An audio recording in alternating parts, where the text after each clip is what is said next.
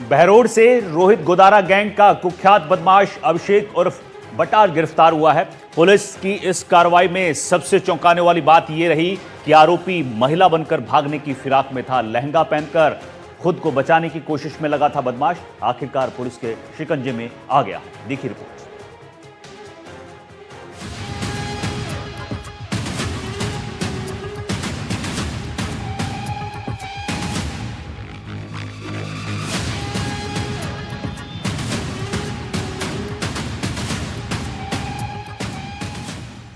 ये तस्वीरें हैं बहरोड की, जहां पुलिस के हत्थे चढ़ा रोहित गोदारा गैंग का कुख्यात सदस्य अभिषेक उर्फ बटार।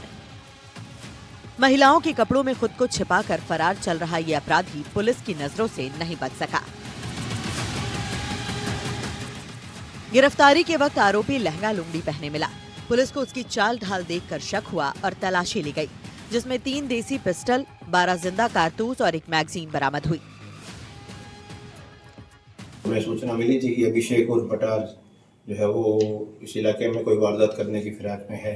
मुखबिरी के आधार पर कुछ सूचना प्राप्त की और ये पता लगा कि ये इस एरिया में कहीं घूम रहा है, वारदात करने की फिराक में है और भेष बदल कर है।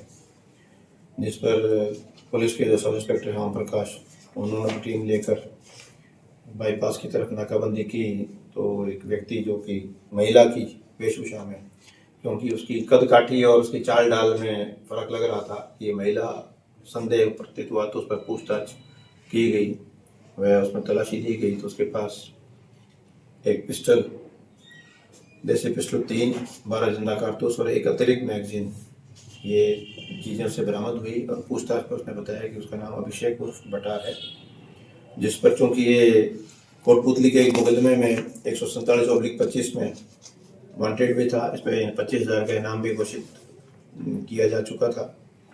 तो और इसके अन्य मुकदमे भी जब खंगाले गए तो टोटल 8 मुकदमे इसके विरुद्ध हैं।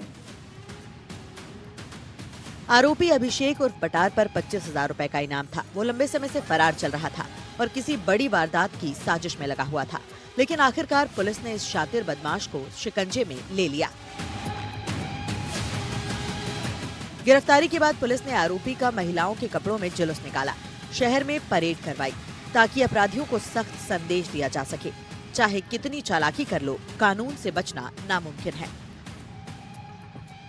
अब आपको बताते हैं कि अभिषेक यानी कि बटार है कौन। तो अभिषेक उर्फ बटार पनियाला क्षेत्र के मोलाहेड़ा गांव का रहने वाला है। बटार के खिलाफ अलग अलग मामलों में 8 आपराधिक मामले दर्ज हैं, जिनमें लूट, धमकी और अवैध हथियार रखने जैसे गंभीर अपराध शामिल हैं। बटार पर 25,000 रुपए का इनाम घोषित था। पुलिस अब उससे पूछताछ कर रही है कि वो किन लोगों के साथ मिलकर वारदात की योजना बना रहा था।